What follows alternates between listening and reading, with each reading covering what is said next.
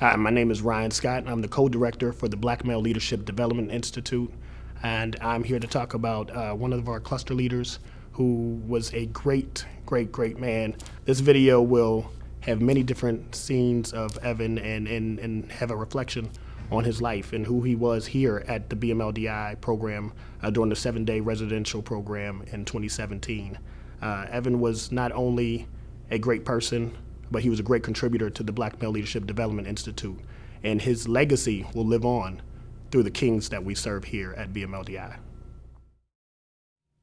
I'm a cluster leader because I wanted to take advantage of the opportunity to come to the Pittsburgh area and work with underrepresented, disenfranchised Pittsburgh youth. I'm a native of Baltimore, Maryland. I do a lot of the same work in Baltimore, Maryland, so it was a great opportunity given to me by my fraternity brother, Ryan Scott, and I couldn't help but take advantage of it. Real talk, I need you to pay attention, because you're my man. I need you to pay attention, because I'm about to save your life.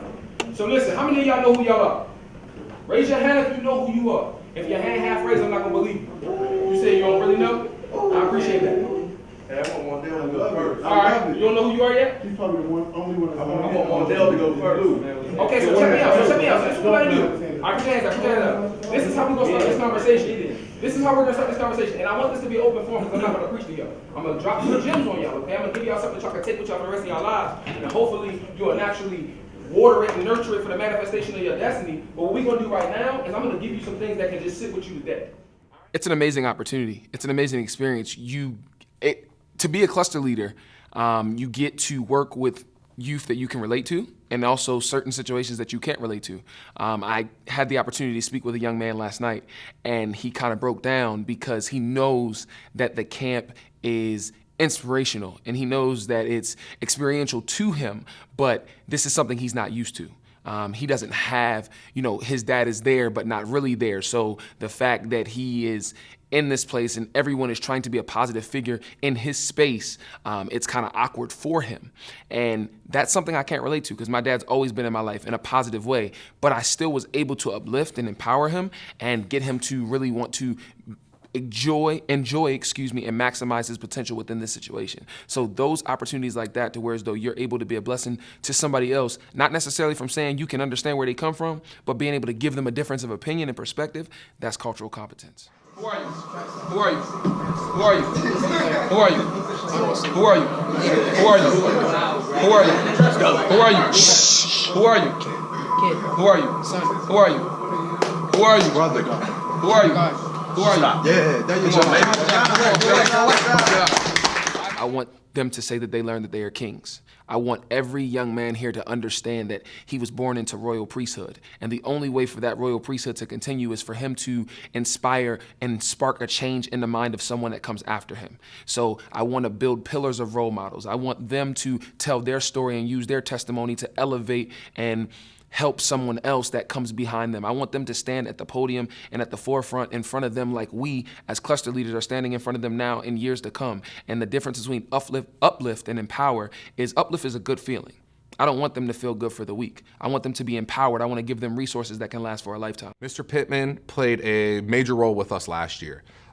He showed our young men how to carry themselves, not just here in the program, but in life in general. He would correct young men on using negative terminology.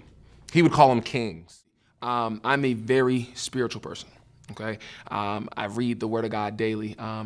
My Lord and Savior is the author and finisher of my faith. So when you read the Word of God, it says that we were created and born as kings. We were put here on earth to rule the earth, okay? We were here to create a heaven-like culture on earth. So they are born as kings. We all descend from Africa. Africa, kings and queens. We are kings and queens. That's the essence of who we are. And oftentimes we get caught up in negativity. Oftentimes we allow ourselves to be characterized, okay, by society's narrative. So that means oftentimes we are my nigga. Excuse my French, okay? Or my homie, or shorty, or the way we talk to women. And that's not who we were created to be. So if we only belittle and if we only degrade ourselves, then that's all we will ever think that we can be, is less than average, okay, and below great. I believe in excellence, so I believe in setting a standard of excellence. And by telling somebody they're a king every day, I wish you could really be with me to see the look in their eyes when you call them king for the first time. And now we've started that as a brand. Everybody's going around, good morning, King. How you doing, King? What's up, King? Even the cluster leaders, we call each other kings. And it's powerful. The speakers have came in and they didn't know that we were doing that. And they're calling them kings. So they're starting to believe that they're kings. And those are the psychological and mental barriers that we have to break down to build for a better tomorrow. It's important to know who you are, right? So oftentimes today in society, we fall subject to painting ourselves to be what is deemed societally acceptable, right? Or what is societally popular, okay? So if we don't know who we are, then we will always fall subject to another man or woman's narrative for us. If they say it's cool to sag our pants, we're gonna sag our pants. If they say it's cool to wear, fitted, we're gonna wear fitted. If they say it's cool to be behind bars, we're gonna be behind bars. Everything in life is a competition, but you know what the worst part of competing in our culture is that we compete to be a hashtag on a t-shirt, free my man. And that we compete to be on an RIP t-shirt, rest in peace. But you know why? It's because we don't know who we are. So every morning when you guys wake up, I want y'all to look in the mirror and I want y'all to tell each other, I want you to tell yourself 5 things of positive affirmation or confirmation of who you are. A lot of times we get caught up in what we do too. What we do doesn't define us. Working for somebody else doesn't define you. You will never get to the top by working for somebody else. You will never get to the top by being controlled. So it's important to know who you are. Okay? It's not important to get all the laughs. Laughs don't make money. It's not important to have all the swag. Swag don't make money. You ride a train down Wall Street in New York, you'll see the people with the most money look like they have nothing. Because of priority. That's the importance. That is why we did that. I want you guys to believe in yourselves and understand that everything you touch can and will turn to gold. I want you guys to understand that you can be whoever it is that you want to be. And you are the master of your fate and the captain of your soul. You are in charge of your life. You are in charge of your life. And you have to know that. We spend too much time fighting carnally. You know what that means? Fighting flesh. We spend too much time fighting people. Oh, he went at me, or he jumped against me, so I'm gonna fight him. Or he went at my girl, or he shot my man, so I'm gonna do this, do that. You're losing. It's a head game, it's not physical. There's a certain thing called a spirit that needs a body to operate through. Unless you condition yourselves with positivity, unless you know for a fact and you're solidified and validated in who you are and you're edified within yourself, you will fall subject to whoever somebody wants you to be. A lot of y'all do stuff because y'all are seeking attention. The only attention you need is the attention that you can give yourself. And if anybody won't be attentive with you, and if anybody won't believe in you, and if anybody won't push you and drive you to be better than you've been, then they shouldn't be in your circle. We have to stop falling subject to what we are painted to be, which is a lot of negativity. Be proactive with lives, fellas. Be proactive with your life. This is a blessing. You all are blessed individuals. You know how I know that? Because y'all are here. You know how many people wish they were in this seat? Shoot, I wish I was there when I was younger. A lot of y'all say, man, my parents just forced me to come here. You know why? Because they care. Because they love you. There's a lot of people that wish they had parents that forced them to come to Japan, to become leaders, and to grow in development, and to holistically be as best as you can. Because when you go to school, they're not going to teach you what we teach you. They're not going to tell you that. You know why they're not going to tell you that? They're not going to tell you that because then you'll have the power. They don't want us to have power, man. I'm trying to understand that. Because once we get it, we're unstoppable depending on how we use it. It's just like noise. Noise is only noise unless it's effective. That means it's factually or statistically proven to be primary, grounded and rooted. That's the only time noise works. Rick Ross sang a song, "Ain't knocking at the door, don't let the devil in," right? So let's parallel that to life. There's a lot of noise being made right now, a lot of rioting, a lot of different things for police brutality and stuff like that, right? When we going to address our own community? Do you know how much of culture, do you know how much of society right now that we make up? 12.3%. We crying about police brutality, but we killing more of ourselves than they're killing of us. When are we going to deal with our community? When are we going to deal with us? When are we going to come together? Come together and say, yo, let's build something, King. Let's start a business, King. Let's own our own corporation, King. Ask me who I work for. Myself. I'm 25 years old. I work for myself and I'm about to start my doctorate. Not because somebody told me I could, but because they said I would. Man, Evan was our cluster leader last summer. He was very instrumental. He had all the leadership qualities, and he also had the gift of, I would say, speech. He was a great speaker. But more importantly, I think, Evan was also very ambitious. He was recently accepted into a PhD program. And I know from my discussions with Evan and what he shared with the entire group, he had so many ambitions and so many things that he wanted to do and be able to come back and give back to his community. I am the CEO and founder of the Village on the Move Incorporated, short for VOM. It stands for a vision that's impacting lives literally, aggressively, generationally, economically. We're seeking to unify the city of Baltimore through education and development. What I'll say by that is we've created a social and emotional in-school, after-school, and out-of-school time learning model that focuses on human motivation and is centered on the community school strategy. And essentially, we feel that a lot of people want to attack the learning environment, but to fully enhance the learning environment for underrepresented and disenfranchised students, you have to engage the whole triangle of success. So the student being at the top, the parent and community leaders to the left, and then the faculty and administration on the right. And in doing that, you can also develop culturally competent leaders that will take what you're teaching them on strengthening themselves and nurturing circles and uplifting their community, and service learning can go back to their community, and you can uplift, enhance them, expose them, help them gain perspective while also developing them holistically. When I think about Evan Pittman and who he was as a person, he was just someone who was really always willing to dive in and help. He was a man's man who was really excited about the black man and uplifting our people. He was really a great brother. He was a fraternity brother of mine who was always ready to step in. And when I told him about BMLDI and the work that we were doing, he immediately wanted to jump in and do the work. And he wanted to do anything that he could do to be a part of the program. BMLDI and VOM are important because you are giving opportunity where talent is, where opportunity often isn't. So there's a lot of times where our youth, and I say our youth because I am a man of color who came up in a city environment, in an underrepresented area, Baltimore City, graduated from Paul Laurence Dunbar High School. There's a lot of talented youth in those environments, and sometimes we're not valued because we don't have the resources. So because we don't have the resources, we kind of slip under the cracks or we fall under the rug. And sometimes we don't make it out, not because we don't want to make it out, but because we become products of the environment. And if there's not a lot being poured into the environment, then there's not going to be a lot being poured into us. So it's important for these programs to rise up and for men of color to do what we need to do as father figures and as role models in the lives of young kings, as we call them. He would talk to them as if they were somebody. And a lot of our young men haven't been anybody yet. They haven't met people that thought they were important. They feel like they're just going through life and it's just what life is. He raised our young men to another level and another understanding. And when we lost Evan, I had literally just talked to him about 3 days before that. He had recently gotten engaged, accepted into a doctoral program. So not only was he telling the young men how to live, he was modeling it. Sometimes he lived in Baltimore, Maryland, and I taught in Baltimore for a while. It's a very, very tough area. If we think it's tough here in Pittsburgh, Pittsburgh is land of milk and honey compared to Baltimore. And he was willing to go into those tough neighborhoods and work with kids that other people would have cast off as villains.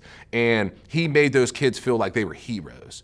And the kids at BMLDI, a legacy like his will go on forever. I won't let that die because we can learn more from somebody after they're gone than we can when they're there. And I know that's something that's hard to understand. I feel like their resurrection is in all of us. It's not a resurrection of their physical form, it's a resurrection of their values. It's a resurrection of their direction. It's a resurrection of Evan Pittman in all of us. There's a little bit of him in every one of us here at BMLDI because he gave his heart to us and he gave his soul to us and poured it into us like we were glasses. And so to pass that forward and to give that young man a moment of silence was, if there is a word higher than deserved, it would be that word because that was so deserved. I wish we could do more. But the way we do more is to take his vision and keep it going forward and instill it into our young folks so that they could pass it on. To me, it's not what you do while you're doing it, it's the impacts that it has afterwards. And so I want Evan Pittman's impacts to last a lifetime for these young men. I'm definitely thankful for the opportunity because I've been blessed to meet some wonderful gentlemen. We talk a lot in our community about a talented 10th, but I believe there's so much more than a 10th that's talented. I think that there's so much inspiration, so much motivation within black males in the black community, and unfortunately, sometimes it goes unnoticed. And I am thankful that I had the opportunity to meet a lot of the gentlemen that I've met this week, a lot of brothers that are striving for master's degrees and PhDs as I get ready to start my PhD, brothers that are finishing their PhD, brothers that are motivational speakers as I am, brothers that are working for the youth daily as I am, and it's so powerful because in our community, you don't see that. And it's not to say that it's not there, but in all honesty and actuality, when you look at our community versus the majority community, you see golf clubs and country clubs and positive reinforcement of consistency to where as though they can come together and they can talk about their dreams and their motivation and ambitions. And a lot of urban communities, a lot of underrepresented communities, you see strip clubs and liquor stores and blocks with blue lights representing the police. So honestly, if you're not networking and if you're not, building relationships, you won't know that there's a lot of people out here in the world doing the same thing that you're doing, wanting the same thing for your people and for all people, right, in an equitable nature. And the fact that I've been able to come and gel and mesh and bond with great brothers of integrity, great men of God, that is a powerful thing. That means that it's a blessing to have all these brothers in front of you that have gone where you want to go, that sit in seats that you want to sit in. Still be in chair, dude. It's a blessing. You know why? Because the relationships that you form now, I'ma always remember you because you cracked on my head and because I cracked on your grill. I'ma always remember you. So you know what that means? In a couple years from now, when you go to school and I'm owning a business or I got some money and you say, hey, Mr. Pittman, you remember me from BL or BML DI? You remember me? I'm like, yeah, I remember you. Like, yeah, so I'm a little short on my college tuition or I need some help or whatever. Guess what will happen? Mr. Pittman. You know why? Because I'm going to remember you. Because I remember you were here striving for the same exact thing. I don't care if you was a bad little kid. You was searching for your direction. You was trying to find your purpose. So because you were trying to find your purpose, guess what I'm going to do? I know you believe in you because you heard me tell you you believe in you, so I'm going to endorse you. And that's real. So make sure you come find me in a couple of years. Because I'm going to make sure I have that for you. And we believe in all of y'all. We know y'all going to be great. We're here because we want y'all to be better than us. For real. We I wish I every had last one of y'all. somebody telling us what we telling y'all. I think the one takeaway from Evan Pittman is to continue to give back, and as Evan did, and hopefully his death will be a lasting legacy and something that would hopefully be something that our young men will take from and move forward with. And so I think that was very important. What we have to learn how to do is to become so confident within us that nothing can trip us up. We have to learn to become so grounded and so tunnel visioned in who we are, humbly, not arrogance, humbly confident in who we are, that nobody can tell us who we are. So what happens is sometimes we get caught up in what it is that we do. And then that starts to define who we are.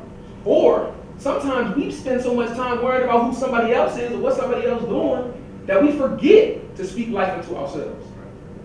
We forget to encourage ourselves. We forget to deal with the man in the mirror. If us as a community dealt with the man in the mirror, we'd be in a better place. Mm-hmm. Because as soon as we can correct our behavior, we can correct somebody else's behavior. Each one teach one, and together we can achieve more. It takes a village to raise a child. It takes a village to build a village. You can't build without a foundation. You are the foundation. Y'all are the future. At the end of the day, bro, you heard me say yesterday I wanted to be the president of the United States, right? I wasn't playing. Do I sound like somebody that mixed words? I wasn't playing. I speak with passion. I want you to hear my heart. So at the end of the day, right, after I serve my term and I get to be president, right, and it's all said and done with, guess who next? One of y'all. One of y'all. So at the end of the day, if I don't pour into you everything that my parents and everybody that's ever positively influenced my life poured into me, then I'm doing you a disservice, and I'm doing myself a disservice, because when I'm on Medicaid and I'm on AARP and I got a cane and I'm walking around, if y'all can't lead me in the right direction, it's my fault. Because I didn't give you everything I had. That's why I go so hard. That's why I tell y'all to introduce yourselves as kings, because y'all have to know that we are not niggas. We are not what society paints us to be. We're not that. Y'all here for a reason, brothers. We're not that. When I think about this year, even with cluster leaders, and I think about the passion, while it's there, I do miss his spirit. I miss Evan's his giving and it was almost like it was he was bigger than himself. And when I think about Evan's love for his people, and I think about his love for his brothers, fraternity brothers, for the young kings that he just referenced as our students, he's missed. I mean, that's all I can say. He was a genuine, authentic human being, and probably one of the best human beings I've ever met in my life. And I miss him a lot. And that's real. And I'm still down to earth. I'm not no clown. I had fun with my man this morning, cracking jokes, whatever like that. You know why? Because I'm cut from the same cloth and I come from the same place. Not necessarily Pittsburgh, I'm from Baltimore, but guess what? It's still a city. A hood is a hood. The key is to get out, not to stay within. Y'all didn't choose to wake up in any circumstance that you woke up in. But you do have a choice to change the narrative. You have a choice to change your story. You have a choice to be whoever you want to be in life. All you got to do is believe that you can achieve it. Envision it, dream it, and then receive it. Nobody can tell you who you are. A lot of y'all stood up yesterday and say you don't know who you want to be at, and that's okay. But guess what? The beauty of that is the fact that you got the whole world in your hands. It's a blessing to not know what you want to be. There was a time when we didn't have the ability to see who we were going to be because we were in chains. There is nothing in this world, in this culture, in this society that we have not created. People say, well, a foreign car. Guess what's in a foreign car? I just told the last group this. American parts. American parts were designed by us. Do your history, do your research. They're not going to teach you in school. In school, all they're going to teach you is what's popular, right? But you need to redefine popularity. Popularity is not the dude that makes the most jokes in class and is the loudest one and the one that gets put out and the one that don't show up and the one that fails and the one that's got the most girls. Popularity is the one who sits in the front, who asks the right questions, who gets the straight A's, and who goes to college for free so that he's not invested with debt, and then goes, starts his own business, or works at the top of a Fortune 100 company, or gets down in the NFL, gets down in the NBA, but saves the money and invests it in the right way, so that way when that stops, you still got money to fall back on, you still got a plan, and you're not controlled by anybody. If there's one thing that I would like to, say or finish by saying at this time is a thank you to everybody who made this opportunity possible. So Robert Morris University, BMLDI, Dr. Thompson, Ryan Scott, Antonio, Angelo, Jalen, George, Chris, David, Ronnie, Kobe, everybody that's been a part of making this dream come true and making this dream a reality for these young kings that have been a part of this program have been amazing. The cluster leaders have been awesome. Just working with talented kings and men who are well thought out and men who are visionaries, men who are activators, men who not only have progressive thought, but are putting things into action for their communities, and men who are striving for excellence. Brother Andrew, who's another leader, Dean, who's another leader within the program that are doing great things, men who are striving for PhDs, men who are getting master's degrees, motivational speakers, inspiration. Yesterday we heard from Jay Oriola. Today we heard from Pastor Craig. A lot of great men of color, that are coming here and that are representing who we are as a people and as a unit, which is not what you see often. You don't see positivity within our community. We see what media portrays. And then oftentimes what media portrays is because of what they can find, and what they can find is, unfortunately, those who are unemployed, or those who are just on the block, or those who are just outside on the street when the crime occurs, not those that are in the law firms, or those that are in the hospitals, or those that are on the TV shows and really making things happen, not for societal exploitation, but for the benefit of our race and culture. So I have truly been blessed by the opportunity to work with such great men, and I can only hope and aspire to continue to do great things in line and assigned with them by the grace of God. Thank you.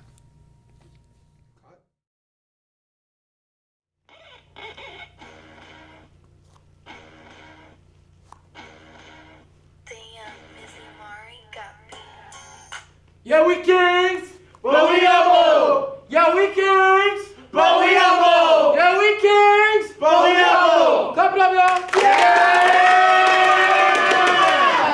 Kings on me, kings on three. 1, 2, 3, kings. So as kings, we are knowledgeable, intelligent, noble, geniuses, and servants.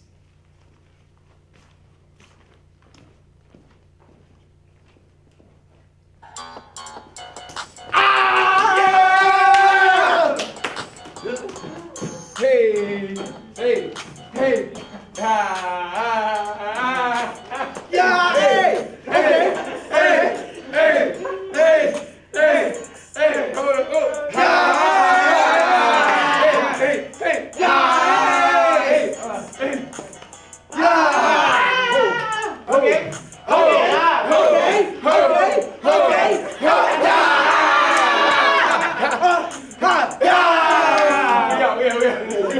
You gotta stop the music though. It don't matter. Hey, but that was You hard. can cut it though.